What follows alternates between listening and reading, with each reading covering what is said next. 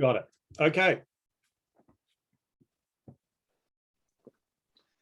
Well, hello everyone, it's Jim O'Shaughnessy with yet another episode of Infinite Loops, and today I have a very special guest recommended to me by Rory Sutherland, who said this is the man to talk to if you want to hear some really great ideas how we in the Western world can help reestablish some semblance of sanity in our governing institutions. My guest is Nicholas Gruen, who is the CEO of Lateral Economics, as well as a counselor to innumerable Australian prime ministers. In fact, he's been called the best public intellectual in Australia. Wow, that's impressive. Welcome. Hi there, Jim. How are you? I'm very well, and if you're surprised to hear that last thing that you said, you're not the only one. I always laugh whenever I see someone else describe, it reminds me of the Mark Twain story, probably apocryphal, but the guy was such a Twain fan, and he was going on and on and on, praising Twain way above where he should have been. A great man like Twain. After an introduction like that, I can hardly wait to hear myself talk or something like that. Yes, exactly. Yeah. We are very simpatico, sir. So the first thing I'm going to ask you to do, because it really was striking for me when we were talking earlier about what we're going to talk about today, is I'm going to ask you to read that passage from the fellow who worked in government, because this really sets the tone, in my opinion. Yeah, I think it does. So this is, well, I don't know. Do you think I should identify who it is? I can't tell you their name because it's anonymous. Do you? I guess people can work out where they come from. Yeah. So I'll just read it out.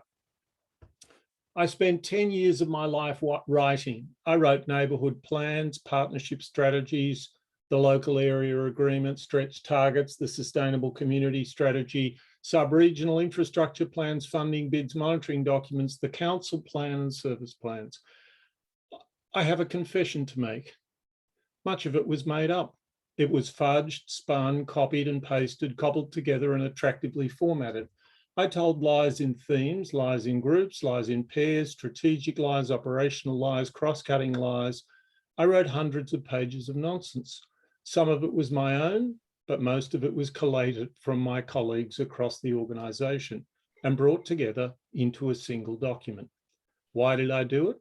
I did it because it was my job. Wow.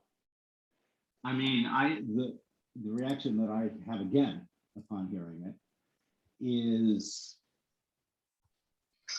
this does not surprise me. Exactly. It doesn't surprise anyone. Yeah, I don't think so, right? And so there is such a disconnect in all Western democracies, I think. The America, Australia, the UK, doesn't really matter what we're talking about. Yeah. What has happened is we have seen, you wrote a wonderful essay, but we need the eggs, and we're going to get to that in a minute. But what I want to talk first about the problem as you see it, and I love your idea for solving this problem. And I think that I can add a few things there because I did quite a bit of research after you and I talked the first time. Cool. And so the problem seems to me, I'm going to let you outline this, but at its heart, democracy is defined by conversation, the willingness to give and take, and also the idea that the discussants really all, even if they're right, left, center, do desire the best policy to emerge from their discussion. And clearly that's not happening. But I'm going to throw it over to you to actually outline this much better than I just did. Yeah, well, I mean, my way, there are various ways to put it. One fairly powerful way, I think, is to say that democracy has been fast foodified. So, various food vendors, I suppose, from the beginning of time, but certainly say since the 50s, realized that they could exploit certain features of our makeup, which were very good for us on the African savannah, that we like clean stuff, we like fat, we like sugar, we like salt. And fast food manufacturers make pretty good food, but it's got some things in it which have been optimized so that if you eat a lot of it, it's poisonous. It slowly does you harm. And I guess my way of thinking about our whole world, not just democracy, but more and more parts of culture have been colonized by this process of endless competitive optimization. You and I were born at about the same time, so we both saw the Beatles. I certainly don't want to present the Beatles as necessarily the high point of popular music. We could go back to swing, blues. These are very authentic forms of popular culture, and now we have auto-tune. I haven't got anything particular against auto-tune, but we have one pop song after another that is tremendously highly optimized, and in a sense, and I would certainly make this claim of our political culture, it's really not inhabitable by human beings. It's not a culture. It's not something which is a vehicle for us to express ourselves at all. It's completely colonized by people who are trying to achieve something. Many of those people believe passionately in what they are trying to persuade people of. Many are extremely cynical. Many, and the ones that have got the most money are the most persuasive in many ways. But it is not a culture that people feel they can't hear themselves in it, more so if they don't have a university degree. So 95% or more of their representatives have university degrees, and in America, probably around half of the electorate have university degrees. The ones that don't have university degrees speak in ways that are detected by the upper middle class and the graduates, and they're now accused of racism and sexism and all the rest of it. But that's a kind of an extreme. I think, I suppose I don't want to just blame the internet for this, because here's my big fact, which tells you why it wasn't the internet. The internet's made it a lot worse. But here's my big fact. Between 1968 and 1988, on American network news, presidential sound bites went from, I think it was 48 seconds to 9 seconds. Yeah, I think That's 47. it. That's yeah, it. 46. That's it. Democracy's over. You know, if you watch Nixon and Kennedy, and then watch not even Hillary and Donald, but I'd even say Clinton and George H.W. Bush. These are people who've been rehearsing for days. They have focus groups watching what happens to the worm. I don't know whether you know what I mean by the worm, but the little pleasure button when they say certain things. So if you've just had and I've watched those worms, most of us have, and if you've just had a difficult question aimed at you, then we can watch the worm, and the worm, while you squirm, the worm goes down, and then you start hitting your talking points and everyone goes, yeah, he's doing pretty well now. Well, that's not debate. It's not really anything. It's a simulacrum. It's something which brilliantly, you know, it's like a cuckoo laying its eggs in another bird's nest. It hits all our reflexes, and this is like trolling on the internet. It hits all our reflexes, and we respond really quite reflexively, but no one's there. Someone's just trying to manipulate us. Indeed. And What's so interesting to me about this as I researched your stuff is this is what I've spent most of my career studying, because in investing, people are taking advantage of the same human OS that, by the way, that we all run it. We're all human beings, unless absolutely. we don't know about. Absolutely, and what happens is that you know, Cialdini in his book Influence was probably one of the pioneers of how you do this stuff.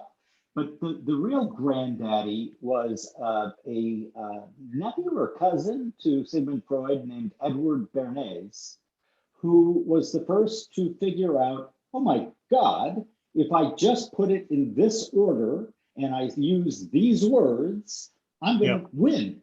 And so many people are under the false impression that this all started with the internet. No, it didn't. This started at, you know, there is a great documentary made on the BBC called The Century of Self that I would recommend to you and our listeners, because it really looks at what we're talking about here, the hijacking of our base code, if you will, in that human beings are used to being tribal. And even though that worked out really well when we were on the savannah, it doesn't work out well in a incredibly and technologically advanced system.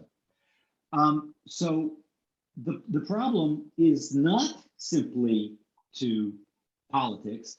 The reason it's so much more important, though, is that McDonald's, for example, optimizing to their, and by the way, this, maybe you haven't heard this one, but this one's a doozy. In their internal documents, McDonald's executives refer to their customers as users. Users. I mean, when I first saw that, I was like, you're not supposed to say that out loud, guys. But so the proposal that you have put forth, which I've heard elsewhere, but I don't think I've ever heard it as well detailed as you do in your writings, is this idea of aiscoria, or equality of speech, right?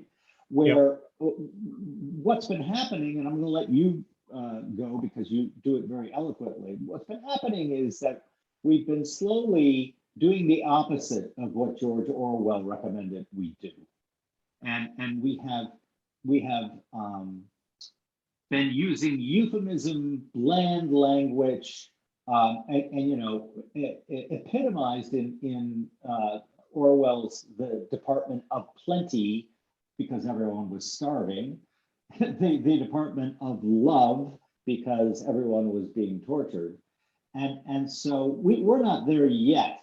But you know, when you look at the current theme that world democratic, and I don't mean in party, I mean democracies, have been advocating, is build back better. What the fuck does that mean? I don't know. You didn't warn me, Jim, that you were going to swear. I'm very shocked. That doesn't happen in Australia. Really? I'm joking. It's all right. You press on.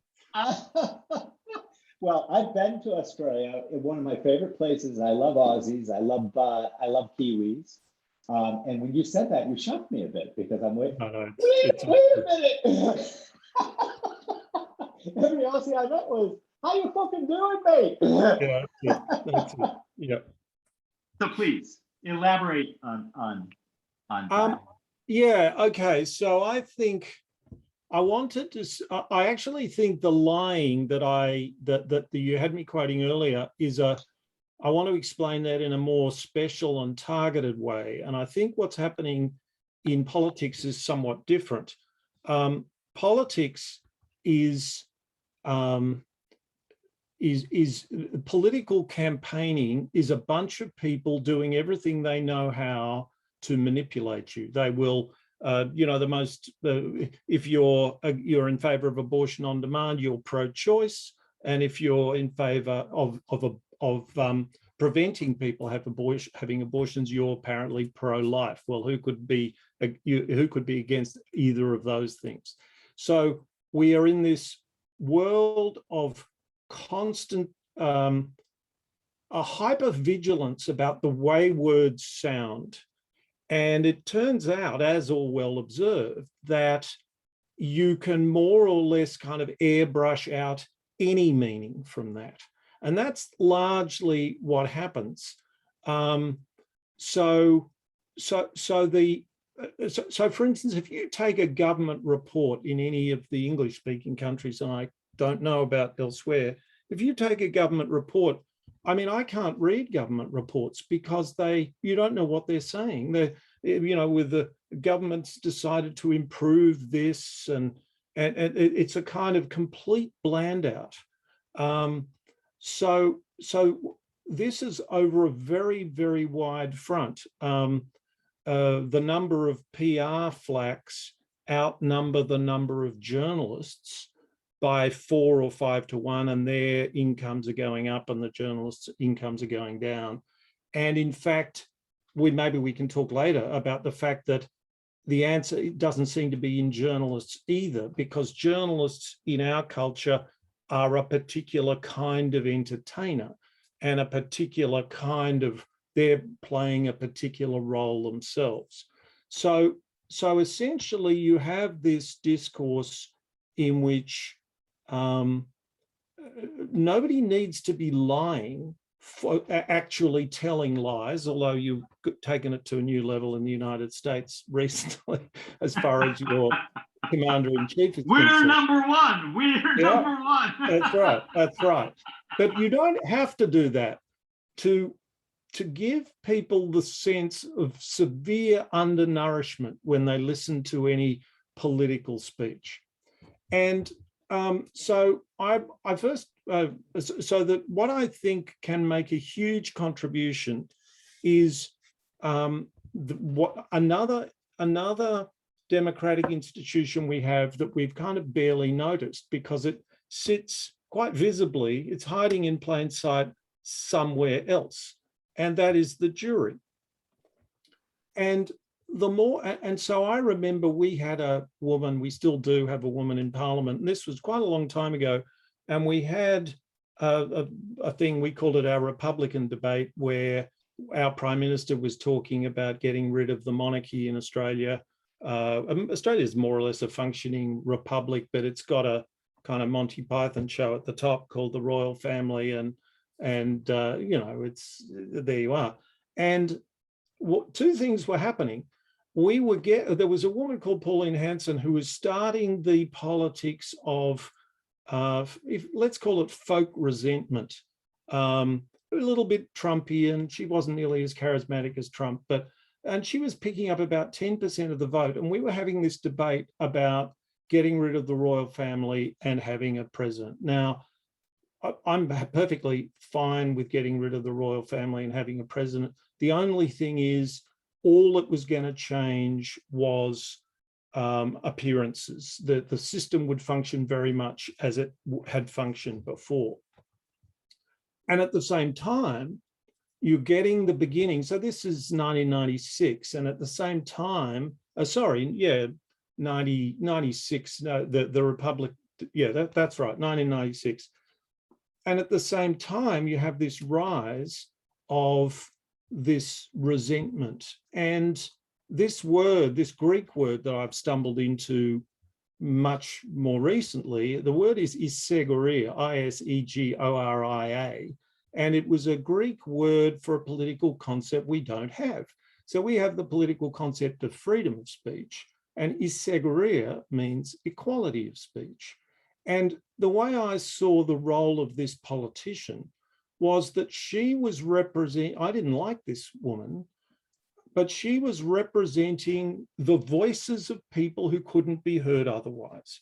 And one of my iron laws of electoral politics through our system of media and so on is that no matter how good or bad a particular voice is, it's always toxified through this system. It always pays her to be more extreme than probably she would like to be. And if she doesn't do that, she doesn't get on the TV and she won't be in Parliament next time, and so on it goes.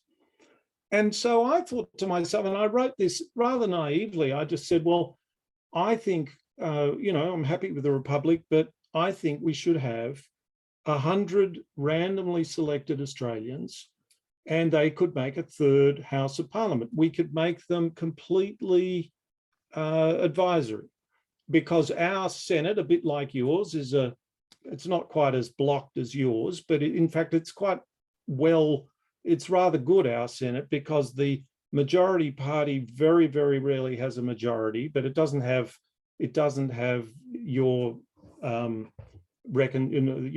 filibusters and all that sort of stuff. So the government is formed in the lower house. The lower house determines who the prime minister is, the head of government, and then they have to negotiate most things through the Senate. And so it would actually be quite powerful if a group of randomly selected Australians, 100 of those, were to deliberate on the same things. And I'm pretty sure that when our Prime Minister Abbott abolished our carbon pricing regime, our budget is now, I think, 11 billion Australian dollars a year poorer because he got rid of the carbon pricing. Now, he didn't really have any idea what he was going to do. It was just a cool thing to say that this was a terrible tax and he was going to abolish it. And so people would have figured that out. Give them some time, they would have figured it out. So that was my idea. And now the more I have thought about this, and I've been thinking about it pretty seriously for about 5 years, I see great riches in this and great simplicity. I'd also just like to make clear, I'm not arguing that, because it's sort of pointless for me to get this bright idea and say, why don't we just get rid of everything we've got and we have this new system? So I'm not really suggesting that. But what I am saying is that so let's go back to the jury and let's describe it differently. Let's say that there are two fundamental ways to represent the people. Three. One is they can represent themselves through direct democracy. We even have the technology for that now, and I think that would make things worse, not better. We can argue about that if you like, but later on. So there are two other ways to represent the people. One is an election.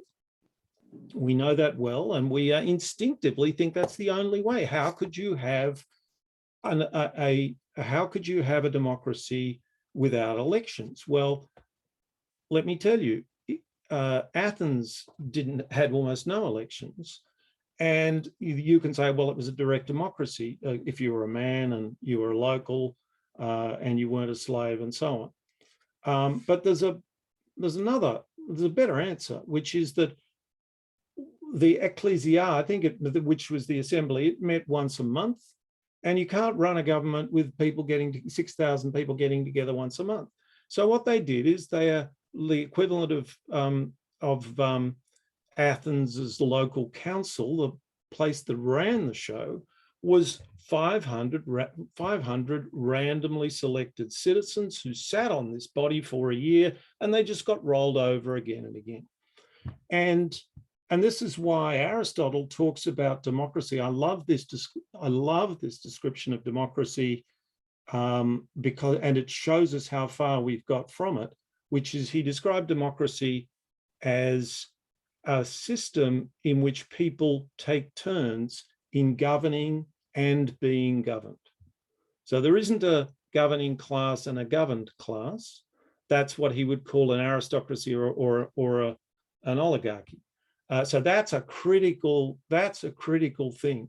And So there are all sorts of characteristics about this way of representing the people, and they're all profoundly different to the electoral way of representing the people. And so they can become a fantastic check and balance to the electoral system that we have at the moment. I agree with this idea entirely.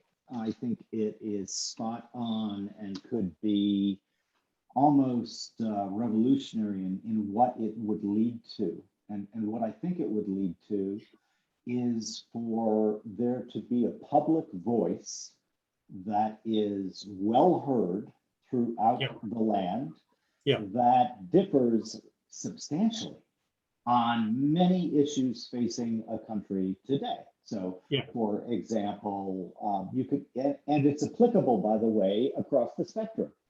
And I think the reason for that is something that you get into quite well in one of your essays, and that is the idea that juries operate differently. And, you know, I love the idea of Aristotle, Plato, because the worry I have, honestly, is that our base code as humans is very difficult to overcome or reprogram. And a great example of that is Plato. As you know, Athens and Sparta vied for supremacy in Greece for hundreds of years.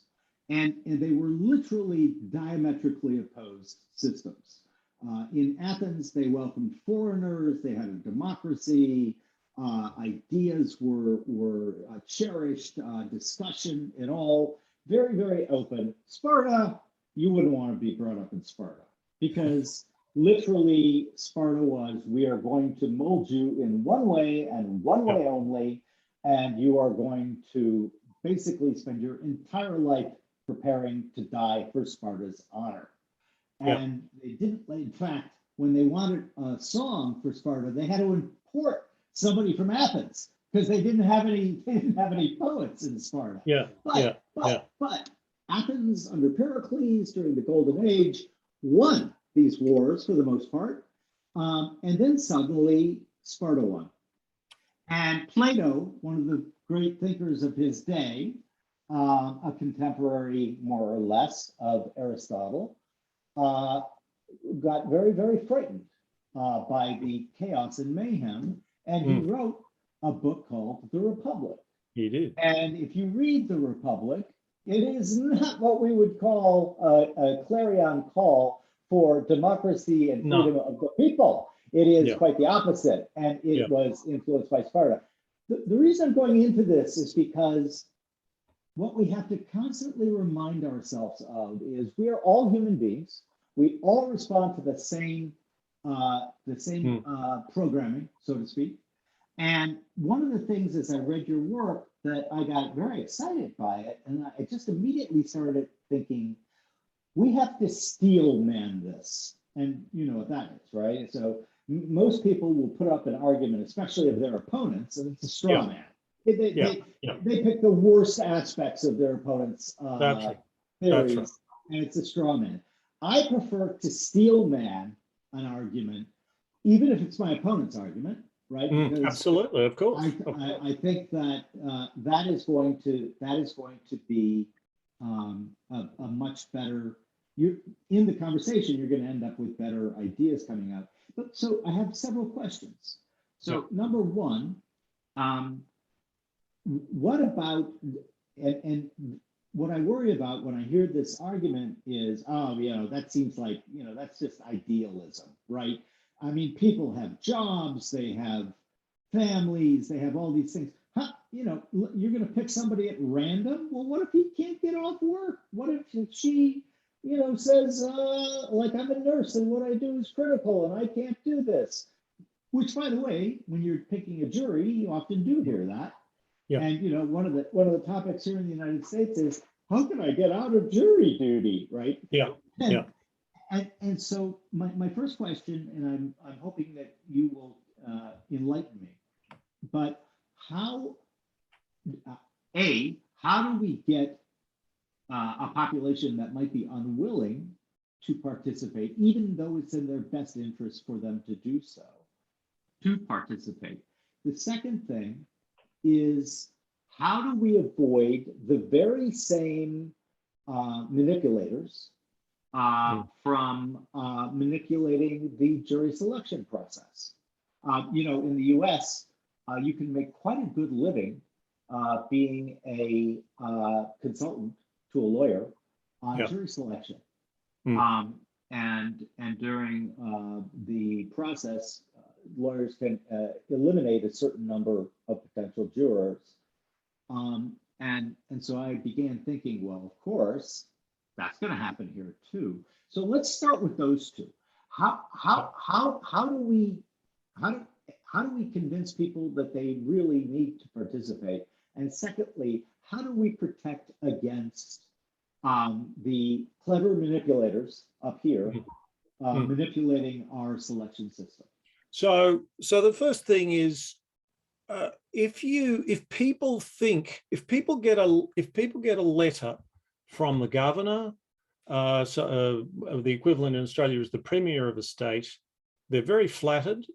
And they know that it's a bit of a joke to be flattered because they've been randomly selected, but you feel good about it. It's like, getting invited to a party.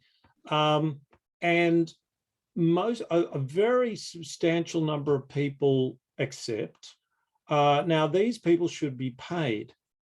The way in which these juries that are being run at the moment is a sort of a formula. They vary in different areas, but a fairly common pattern would be to say, let's get a group of, say, about 45 people together.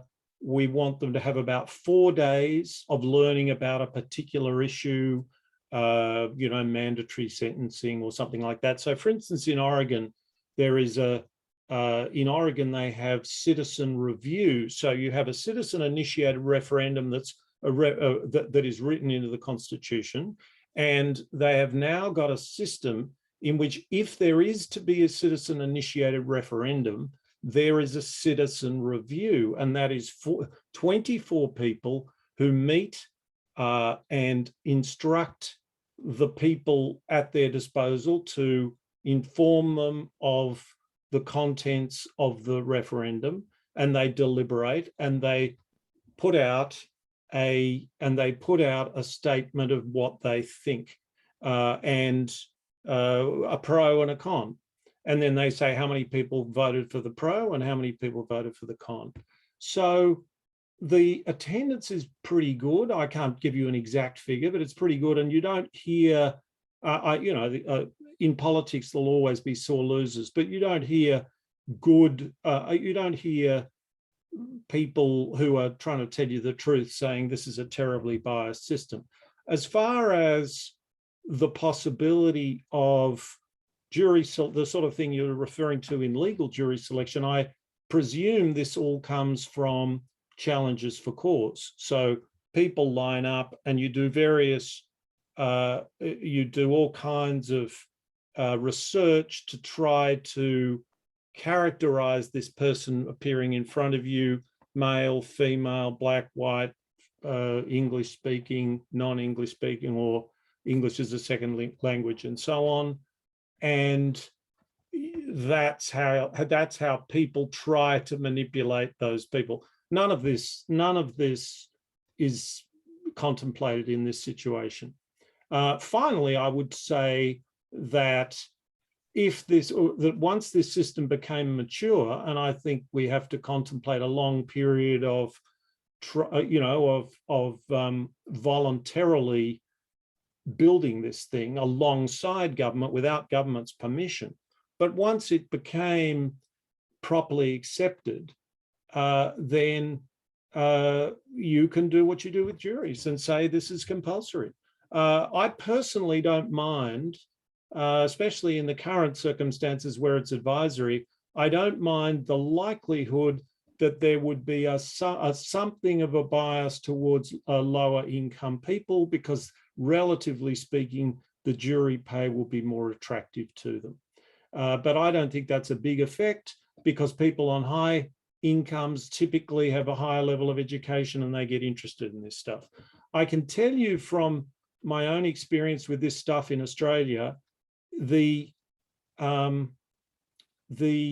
response of people who've been involved is pretty extraordinary.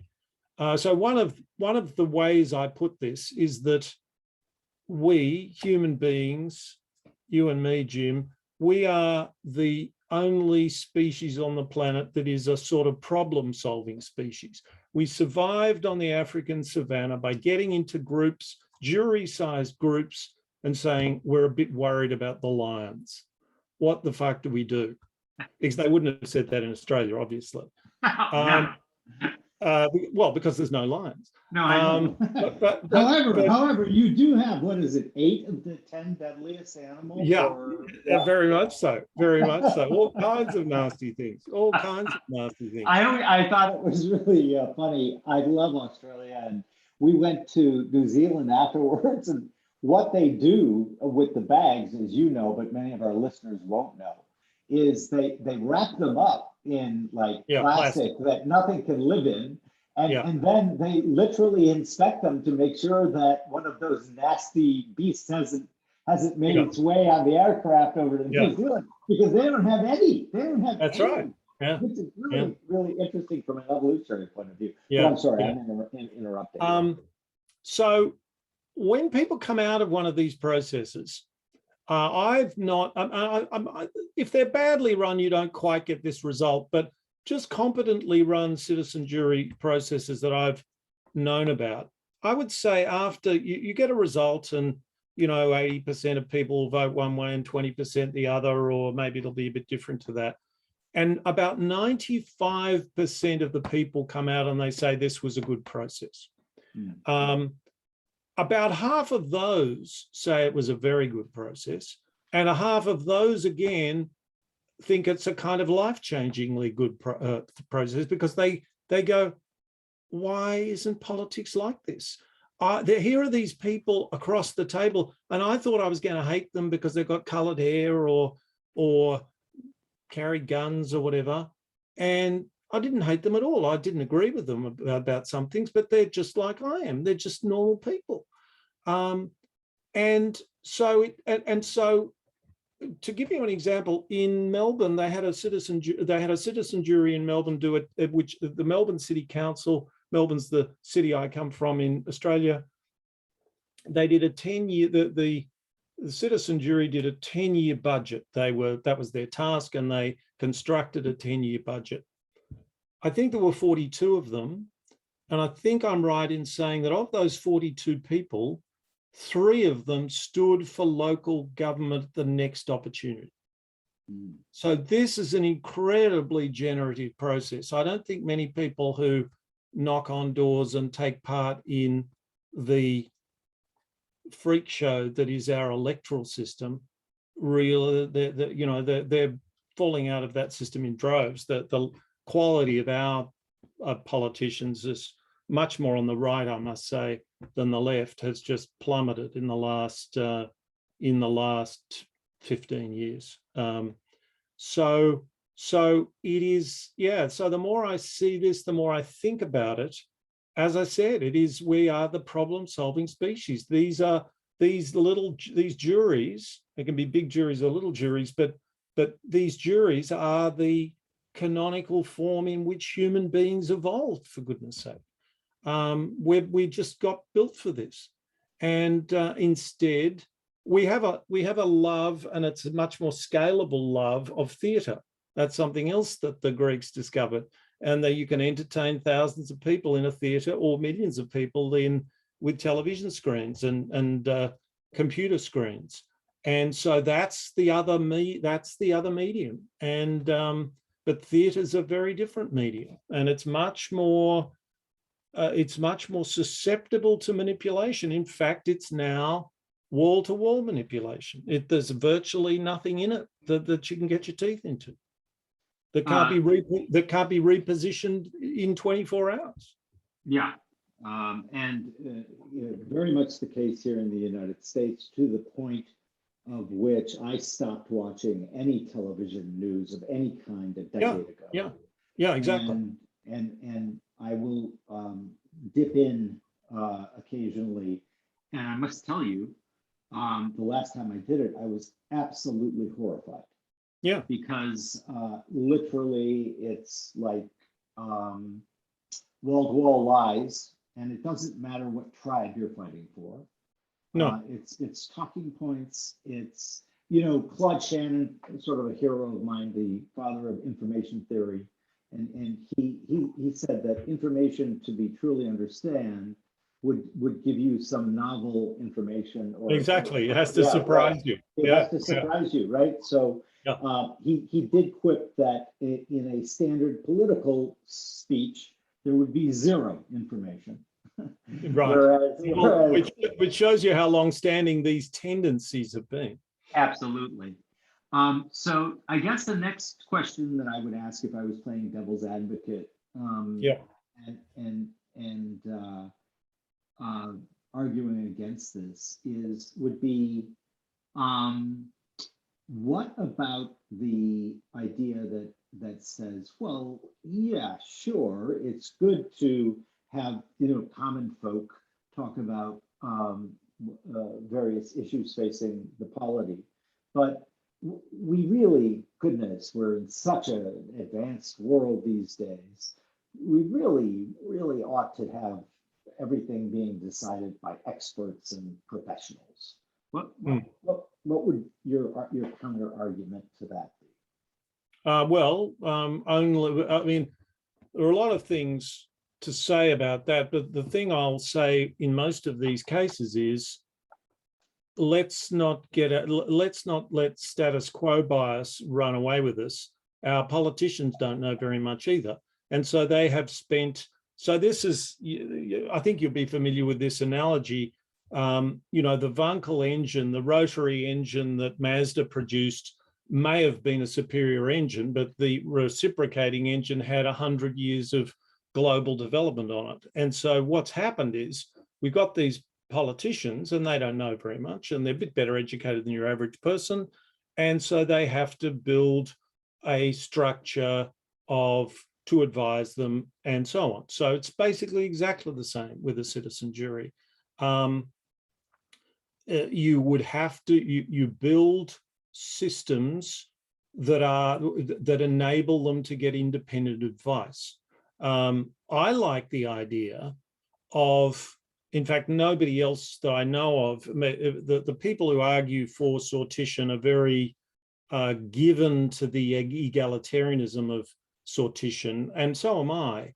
But I think that human beings are not just, I think that a basic equality between people is the first spiritual fundamental of human beings in a healthy state. The second fundamental of human beings in a healthy state is a sense that one can excel, one can become distinguished, one can try by discipline, by talent, to be as good as you can be. And what I would like to see, is mechanisms in a citizen jury in which, let's say they sat for a year or 2 years. I'm talking about, say, a standing citizens assembly. Let's make it interesting and make it Arizona, because I know some interesting things are happening with the electoral system in Arizona. So every 2 years, people get selected and they say, here's a good wage, same wage as a parliamentarian will get. Do you want to take this job on? And so the people who will take it on will be in this position. At the end of the 2 years, what I'd like to see is, for, let's say there's 100 of them, I'd like them to select the best 10. And I don't want them to be in this, I don't want them to be in the citizen assembly next time around, but I do want them to be part of a kind of honored cadre of people who can help advise the newcomers, who can help develop the institutions of sortition for the benefit of the people. Now, let me tell you one other thing, because there was a wonderful, miraculous, brilliant way that this was done in the South Australian Citizen Assembly. There were 340 people and they were deliberating on nuclear power. And the organisers realised that they needed spokespeople, but they didn't want to hold an election because these things are kind of supposed to be an alternative to elections. So what they did was they said on the fourth day, people had got to know each other pretty well. On the fourth day, they said, who would like to be a spokesperson? About 15 people stood up. They said, all right, point to the third person on your right. You can sit down now with the people third on you who've just been pointed out, stand up. Then what they did is they got that effectively random sample from the group, and they spent an hour in a room working out the criteria according to whom spokespeople should be, according to who, the criteria you would follow to get the best spokespeople. And the next hour, identifying the people who, in their opinion, best exhibited those characteristics. Now, you see what's happening here. This is not competitive. Can you imagine in a company or in the public service how different incentives would be among those people who'd really like to be in that group of the best people? They'd behave completely differently. They wouldn't be elbowing people aside, punching down and kissing up. They'd be trying to be of service to each other. So there are all kinds of possibilities here. And we just have to use our imaginations and then build, start doing stuff, see how it works out. This was a lovely little bit of icing on the cake for this selection mechanism, was that at the end of the period of selecting the spokespeople, they realized that they had perfect gender balance, and that was not one of the criteria. Well, that's the way to get gender balance. Interesting. So here in the United States, I am a trustee of a group called Common Good, which has very similar goals as the ones you're outlining here. And one of our frustrations is exactly what you point out about the political class as it exists today. So our founder, Philip Howard, has, he's done endless shows, interviews, speeches, got several TED Talks, etc.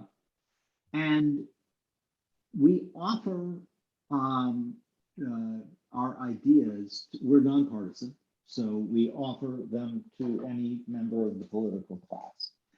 And the challenge, as long as at least I've been associated with it, is everyone yeses us, if you know what I mean by that. Yeah, of course. Oh yes, that's a great idea. Oh yes, that's a great, yeah, and then nothing happens. So I wonder if this side-by-side jury or assembly of people chosen by lot could have an effect where, well, you mentioned one, and I can't remember which state, but I read the piece where you outlined it, where mandatory sentences were discussed, and that's Oregon in the Oregon. United Okay, so and prior to going into that, the public opinion polls were 70% in favor of mandatory sentences. That's and right.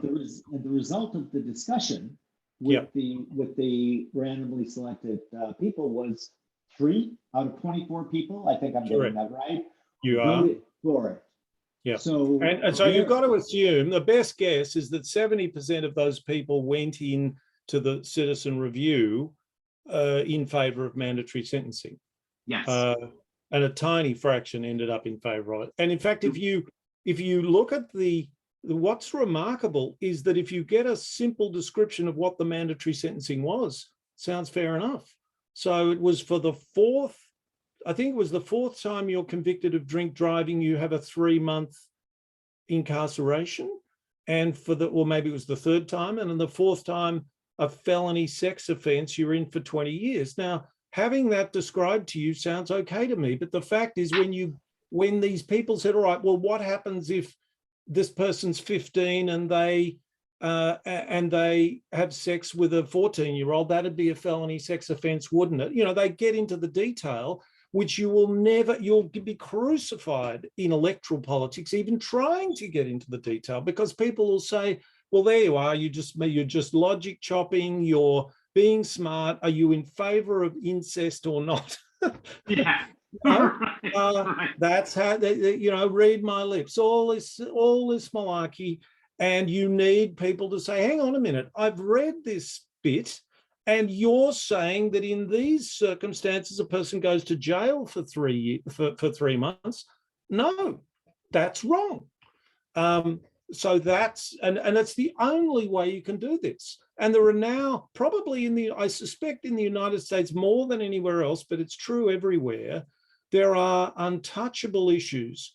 Drugs is one, because to deal with drugs properly, it just doesn't go over on the radio and the telly very well. And in fact, and funnily enough, when that's litigated between the right and the left in electoral politics, I don't like the sound of what the left say, because they say, love and forgiveness and stuff. Well, this needs to be hard-headed. But it turns out that if you just pile people into prison, there's nothing hard-headed about that. It's cruel and stupid. It doesn't work. So yeah, I can't. So drugs, incarceration, guns, just some of these areas that are just all kinds of tax issues. I mean, the United States is the only country in the world without I think the only developed country in the world without a value-added tax, as opposed to these pretty wacky sales taxes that you use. Well, you can't. It's just a no-go zone. There's just no point. There's all these things that it's an open secret we could make quite a lot better, but your opponents would have you for breakfast, and so they're just stuck. So several really good points there. And especially the one around drugs and prohibition. So I support a group called MAPS here in the United States, which is advocating for the medicinal use of psychedelics to help cure things like PTSD.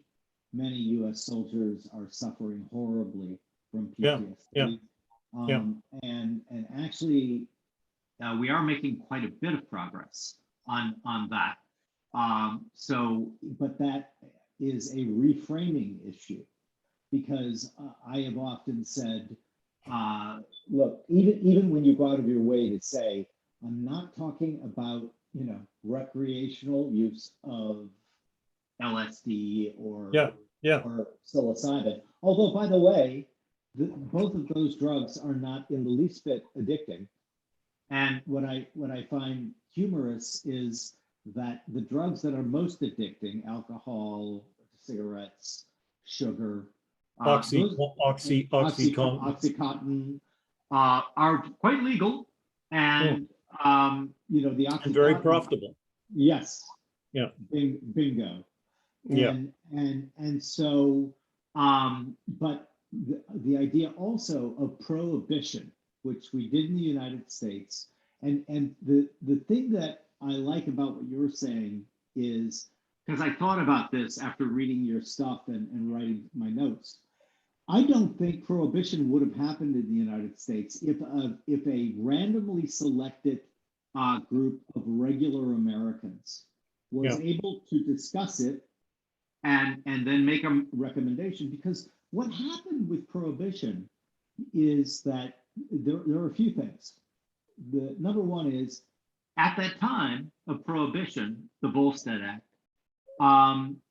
America really did have a serious drinking problem, and especially of lower class people.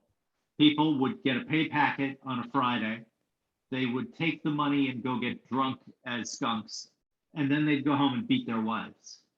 And that's a problem. Yeah. And so Absolutely, the problem existed. and So, but there was no, what can come out of a conversation, I believe, is, so the first order thought thinkers, right, were, yeah, well, let's just make it illegal. okay. Yeah. But out of the conversation, In one of these citizen advisory councils that are randomly selected, would emerge, in my opinion, the second order and third order effects of prohibition. So the second order effects of prohibition was that it horribly destroyed the police force, which became incredibly corrupt because of bribes. It created the mafia as we know it in the United States by trying to deny human beings something that they had partaken in for all of human history, right? So but my point is that even though the proponents of prohibition were absolutely correct about the United States having a problem, right, and it did. They were absolutely wrong about the solution to that problem because they didn't give enough thought to the ancillary effects of such a law.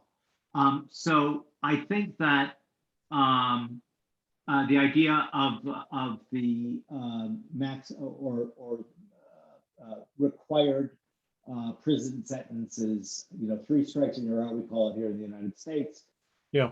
Again, back to the group I'm involved with, Common Good, our founder, Philip Howard, has pointed out in his many books and talks, one of the key elements that is causing all this, in addition to what you're saying, is we have taken all responsibility away from the individual. Absolutely. And the thing is, that isn't a human way to do anything, right? And because your average human, at least as I have encountered them, wants to do the right thing by and large. I'm not saying there aren't bad actors, there are. But your average person in the world, I would say, wants to do the right thing, the fair thing, the way that the Rawlsian idea of the veil of ignorance, which basically posits that, okay, well, if you're making laws, let's think about it from the point of view of, you don't get to be you. Maybe you were born in Afghanistan. Maybe you were born in Kenya, and that gets people thinking about it differently. But so I guess the question that I would have and would really like your input on is, do you see, if this is a sitting body, it needs to rotate, right? Because again, because human, and it's not just humans, by the way, it's everything, all the way down to ants. Dominance hierarchies are a thing, and they are built into us genetically. And trying to conquer them would be a fool's errand, in my opinion. That's why I like the rotation idea. But so let's say we can wave a wand and that this happens. Well, let's take a recent example. The UN put up something snarky about Elon Musk and his wealth, and they said 6 billion could solve world poverty. And Musk, who is sort of our incredible P.T. Barnum these days, came back with a challenge, which was, I'll give you $6 billion today. You tell me exactly what. You tell me exactly how it's going to be spent. Crickets. That's crickets. Right. But it got me thinking, wouldn't it be great if we could get Elon Musk or one of these other titans of industry to peel off, I don't know, $100 million? And start wildcat juries. Talk about the idea of a wildcat jury, because it was also something you and I discussed about what's going on in So I got quite close to running one of these things, and this is one of the, now most people who are keen on citizen juries, they often participate with governments in running them because they're expensive to run. And then the downside of that, of course, is that they get things to do the citizen jury on, which is sort of safe for the government and so on. It's a pretty unsatisfactory state of affairs. So I'm trying to think of sortition as a kind of political activism. Now, there are lots of ways in which it's very different as activism, because it does something which, when it's been done well in history, is one of the most miraculously successful things, which is to give away power in order to get it back in spades. So if you'll allow me a digression, you may be familiar with the English Civil War in the 1640s, where they had a big fight with the king. They chopped his head off. There was mayhem for 20 years. It was pure misery. And then his cousin, his first cousin, I guess, or no, it would have been his nephew. So that was Charles I. The Restoration, so the Restoration is in 1660, and then James and Charles II comes in, and Charles II's brother is effectively dislodged from the monarchy of the United Kingdom. And in the meantime, so this is 1688, it's 40 years after Charles's head's been chopped off. And the difference is that basically people are terrified of civil war again. There's far more authority in Parliament. There's a lot more institution building. And so they're basically able to flip the switch from a monarchy with pretensions to being an absolute monarchy, and that was always the problem, to a constitutional monarchy. By giving away power, the British state became vastly more powerful. And there's this marvelous expression, as a finance guy, you might like this if you haven't heard it before, an expression, a free nation deep in debt. You know what that means? Yeah. So basically, the moment people knew that if they could lend to the king, and if the king didn't pay them back, they could take them to the courts in England and get their money back. Well, interest rates collapse for the Dutch monarchy and the English monarchy, because they're the two monarchies that you can sue and get your money back. And so they end up with this vast wealth. And so this is the business of giving power away to get power. So there you are. That's a digression.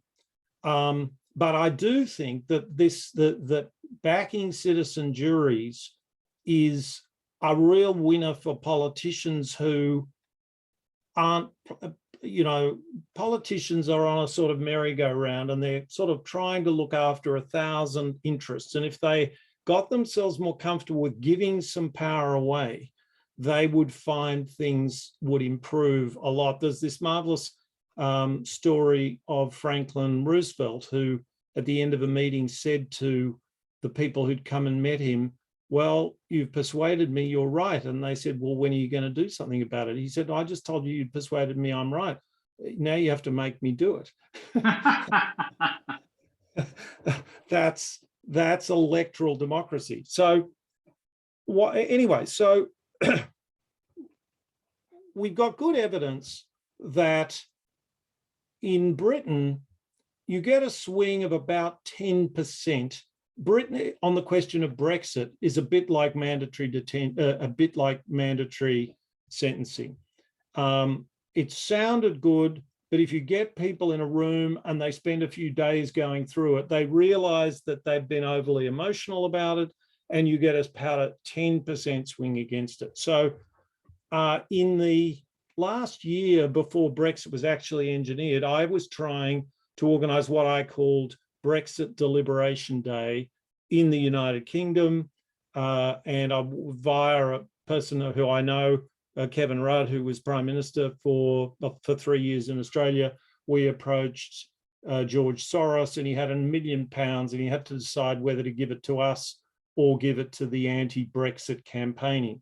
And of course, we can't tell him that we'll campaign against Brexit. We had no intention of campaigning against Brexit. And if the citizen juries had said, actually, Brexit's a good idea, I'd be the first to say, good, that's democracy. I may not think that they're right, but that's just fine and dandy. And that's one of the reasons why, if you're reporting to a board, you know, and the board says, well, is this going to work for us? And you say, don't know.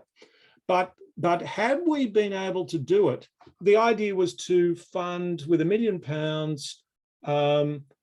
10 citizen juries around the country. And I'm pretty sure, I'm very, very confident, I bet you about 100 to 1, I think the odds are, that you would get a major swing away from Brexit, and that would have had an effect. Would it have changed things? Probably not, because for various reasons, people were so revved up by then that that it was maybe inevitable. But that's an example. That's what I call a wildcat citizen assembly. You could do this. You could do this on redistricting. You could do this on Senate filibusters. You could, you know, what is it? Tennessee. Where's Joe Manchin from? Anyway, you could have a citizen jury, and you could put to the citizen jury the dilemmas that he's having to think about.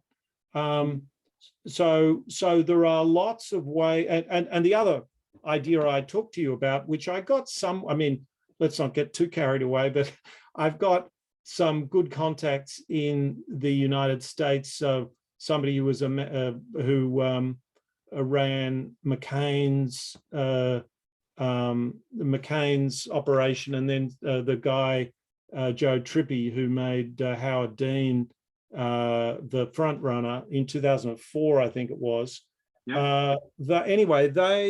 We were talking, and I was talking with another Australian Prime Minister when Donald Trump was in the White House, of having of getting funding from a philanthropist. And then I think you could crowdfund this. When people saw what it was, they'd be really in favor of it. And the idea was to simply, using the sort of mechanism I talked to you about with regard to a large citizen jury appointing a delegation of the best, that would be the delegation that would be a people's delegation to go to Glasgow, the Conference of the Parties on the greenhouse, on global greenhouse, and they would have a people's agenda, and the government would have a government's agenda, and it would be very interesting to see the difference. And we are still an open society, and these things, when people can see legitimacy, that's influential. I agree, and I think it's a great idea, as I told you when we originally talked about it. I think the idea of getting some original funding from a philanthropist. Yeah. But I also love this idea of crowdsourcing the funding. Absolutely. Because if you That's how you want crowdsource it, you really want it to be that way. That's Because right. that is making your case for you right there. Sure. If you crowdsource something and it is overwhelmingly successful, that is sending a very strong message to the political class. Yeah. And this is where I was appealing to this idea that about 25% of people coming out of one of these functions just become ambassadors for life about this. They'll board dinner parties for the rest of their life about how this is how we should do things. So once people, now I've also had some experience. I was involved with Rory Stewart in planning his mayoral campaign in London, and he's very keen on citizen juries. Now, if you focus group this, people don't react well to it because they go, oh, you were suggesting another committee. We don't need another committee. We need someone to do something. So people have to see it working. They have to feel their own voice rise up in it. And then I think they will say yes. Well, you know, in the words of that scene in When Harry Met Sally, I'll have what she's having. It's a great scene. And another thought that I had after we spoke originally, and I started reading all your stuff and thinking about it, was when you look at the polls, which are pretty much useless in my opinion because of the way you can skew them. Yeah. Nevertheless, there is only one institution in the United States that still has the majority of citizens defending or admiring it, and that is the U.S. military. And juries. And juries, yes. And so I happened to be watching a talk given by Jocko Willink, who is a former Navy SEAL. And it really struck me because it was right after you and I had talked. And so the timing was very fortuitous because he explained in very plain language, and we're going to get to that after this part of the conversation because I agree with you on that too. In very plain language, he explained the horror of war and the fact that in war, a fog is created where one makes many mistakes. Including this idea of friendly fire. And then he explained a situation where his SEALs got into an engagement of friendly fire. And when he got back to, one was killed, one was badly injured. And when he got back to camp, they said the senior guy is incoming and we're going to get to the bottom of this. And what I thought was fascinating about his talk, which is on YouTube, is he goes through what normally would happen, right? Lots of buck passing, you know, lots of it was their fault, you know. But what I loved about this, because it's a big theme of mine as well, is he said some of his SEALs stood up during the inquest and said, my fault. I fired first. I shouldn't have fired.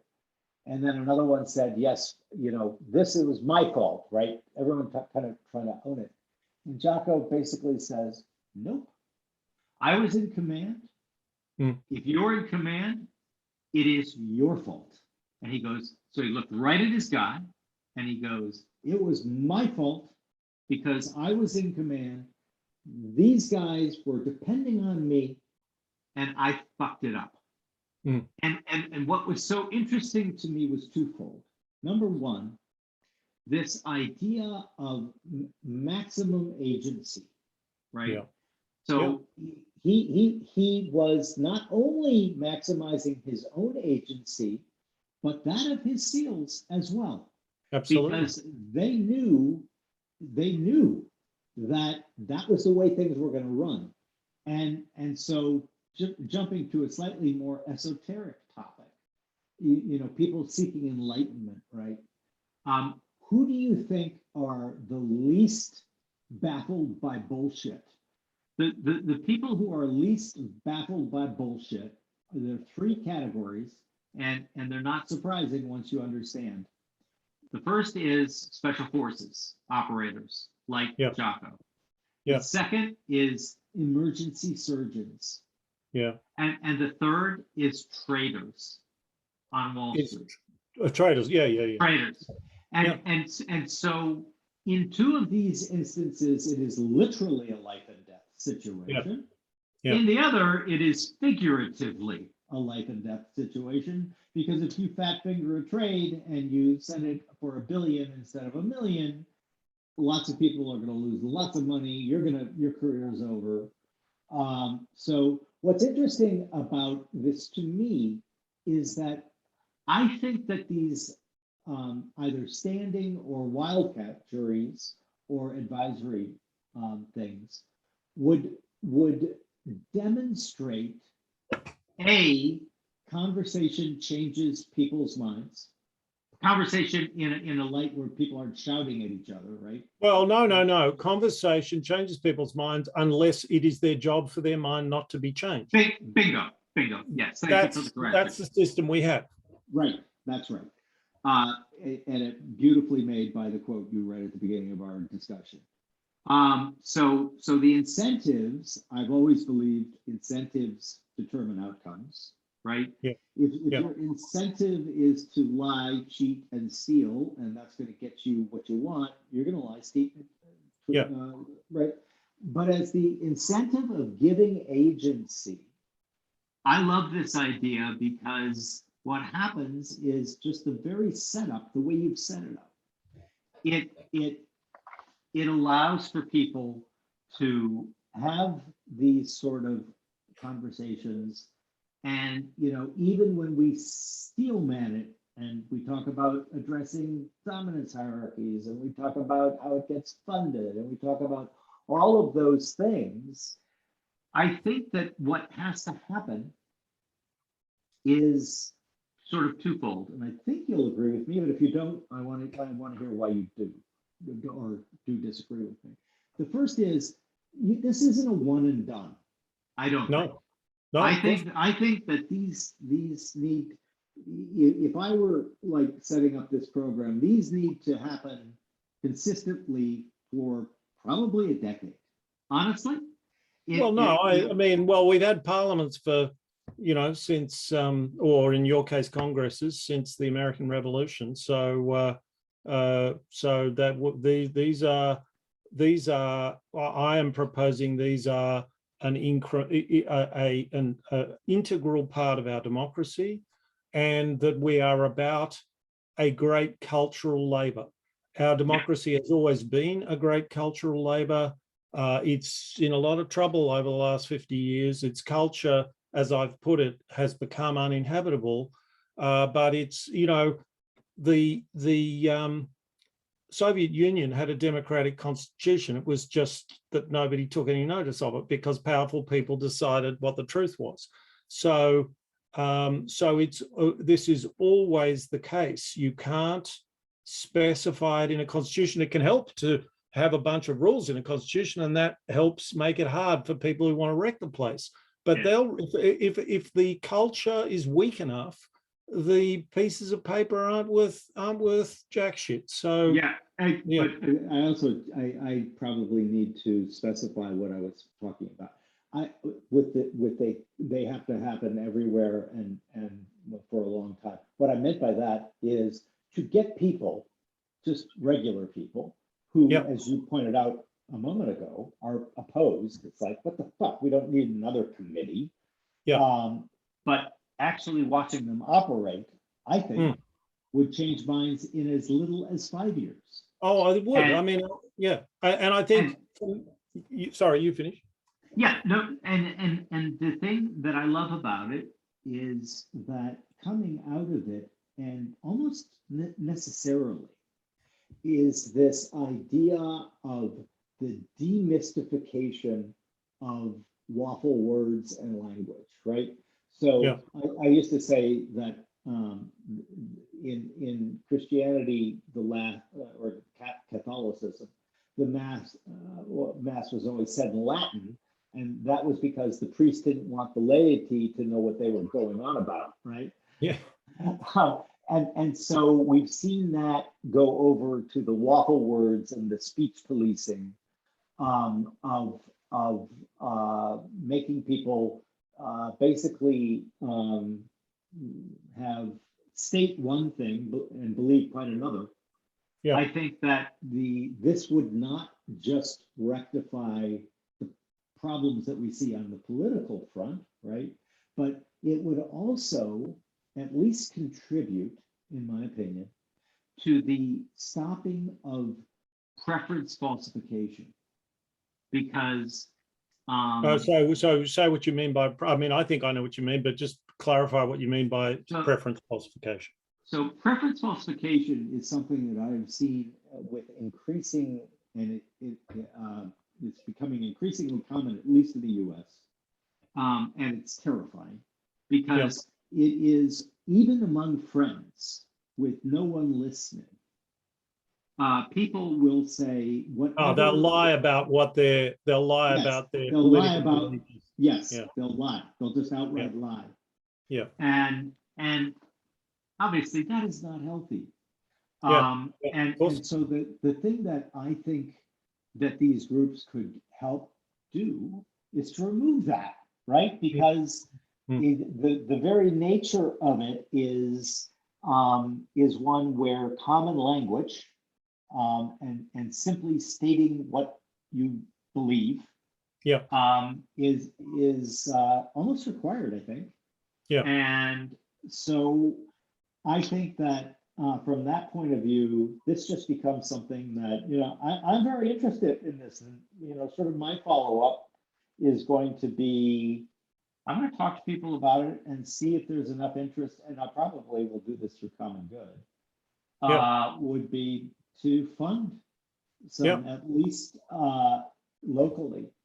Because I love this idea, and if, you know, if no one else is going to do it, I think it would be a worthy thing to philanthropically support. But I definitely believe that it shouldn't be completely underwritten, because then of course, then O'Shaughnessy's interests are Wall Street, and you know what he's going to do is just try to get all of the you know, people for, you know, it will be an automatic ad hominem. You can't ever, especially in today's environment. I'm not too worried about this. I mean, I had to go through that with the prospect of getting Soros money, and I'm not too worried about it, because you simply say, here are the governance documents. Here are two quite prominent, usually politicians on the moderate left and moderate right. They say it's all squeaky clean. This is the process. Come and watch the balls come out of the barrel as we pick the people. Have a TV show about that. I've even, you might be amused to learn, Jim, I've kind of cooked up a reality TV show version of this. And I'm quite serious about that, because imagine if instead of these panel shows where a few journalists talk smack about what the public want and they don't actually have any idea, and what they're really doing is they're doing that sort of horse race calling about which politicians are doing, you know, which politicians are doing better in their hitting their talking points. Imagine if you had a weekly program, and the weekly program every week was an issue with a bunch of ordinary people. And now think of put them in the Big Brother house, have them a week on going through a process, lots of interviews going in, interviews coming out, find out who changed whose mind and why, who's moved, who looks after, you know, there's so much in this, you know, and you could easily imagine it also as a program that I'm sure this is true in America, it's true in Australia, from time to time, a political program that is on the news, that is on TV once a week, is a sort of an agenda setter. Now imagine during an election campaign in the last 8 weeks, you do one of these on health, one of these on education, one of these on electoral reform, one of these on guns, and so on. The other thing you can do is so what happens is you let's say it's 4 days with these groups, and then you have the politicians talk, you know, so a spokesperson from one party and a health spokesperson from one party, a health spokesperson from another party, they come in and talk on day one, and they spend an afternoon with the group, and then they come back 4 days later. And then we hear from the group which one was more impressive, which one was more persuasive, which one had holes in their argument, which one was a lousy schmoozer and couldn't actually tell you what they were going to do, you know, like get rid of Obamacare and somehow magically have a health insurance system for everyone. So I think, you know, someone with some money could make a big impact on politics in this way. I agree. I think that's a great idea about the reality show.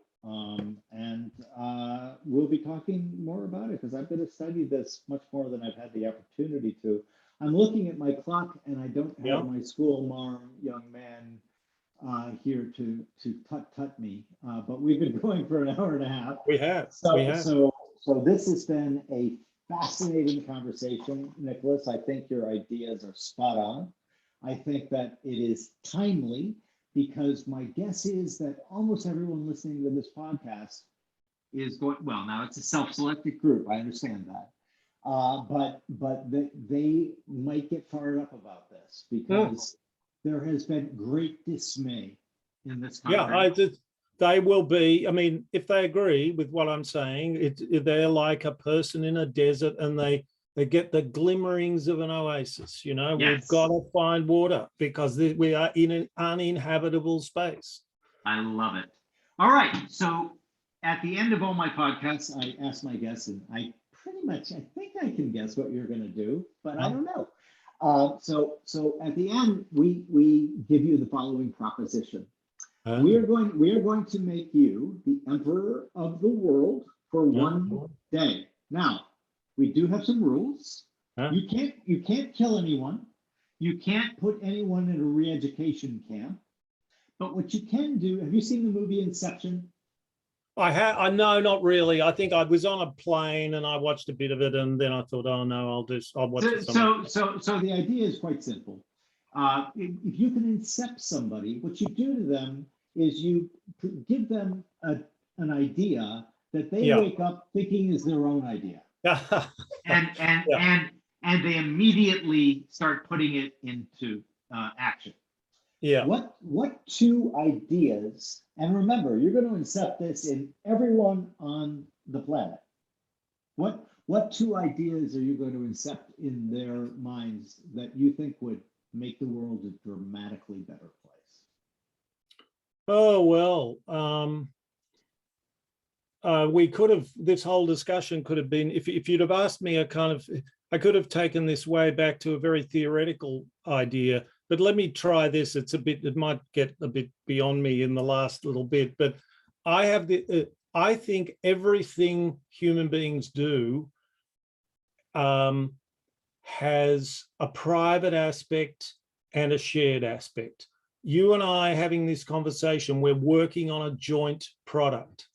And what has happened is we've got this idea that we're individuals. Well, of course, we're individuals. We become individuals through that process of sharing our world with other individuals. And so that's a very theoretical idea, but the idea is really, I suppose it's easier to say that, when they put you in the box, you really want to have had some good relationships. That's the simplest way to put it. Not stuff, but relationships. But I mean something more than that, that we can't build much ourselves. We have to, because everything that's worthwhile, we pour ourselves into it with others. It's shared with others. And if it's not shared with others, it's just basically, you may as well be on a hallucinogenic drug, which is a good thing if you've got PTSD to try and recover from or something like that. But it's a completely private and in that sense, meaningless experience. So that's a very theoretical answer. But I think let me just, and I could, I can stamp that idea out from a conversation to a club to your workplace to a nation. And we've got to become obsessed with competitive mechanisms of selection, and they're fine. But there are other mechanisms of selection, and they're going to be magic for us because we've way OD'd on these other mechanisms. And so there's this low-hanging fruit, and it's barely visible. The jury is just an intimation of how much better our world could be. I love it. Because what I translate when I listen to that in my mind is engage with other people, truly engage with other people, and live life for those experiences that hopefully everyone better off. And it's like, and it turns out it's like falling off a log. We just have been keeping that from ourselves. It's just more fun. It's just more fun to have fun with people than to try and make $1 billion. You know, if you gave me the choice between the money I have and $1 billion, I'll take the $1 billion. But I wouldn't sacrifice much for it because I've got a great life. Exactly. Well, on that wonderful note of agreement, this has been fantastic. I really appreciate your taking the time to be with me, and you've given me a new thing to study that I might actually present at Common Good and see whether we can get something going here. Well, let's do it again, and you know, just tell me if you want me to do something, because I'm in for the long haul on this one. I can tell you. I love it. Thank you very much, Nicholas. This has been fantastic. Thanks, Jim. Cheers. Now, are you turning it off? Yeah. Yeah, because no. I was just going to say, have a listen. I should have said this sort of right at the beginning, but we sort of got into it and you weren't too keen on any interruptions. But from my end, your voice was a bit, it sort of moved around. It was, it sort of, the quality of it sort of changed and shifted. Now, that might be just how it ended up here, and I could hear what you were saying, so it wasn't a problem for me. I've got a, you know, fancy mic, and I hope the quality of my voice was good. Anyway, I just sorry, what was that? It was. Yeah. So anyway, just check that out. Will do. Okay, great to talk. Okay. Great to talk with you. Thank you. See you. Bye-bye. Bye.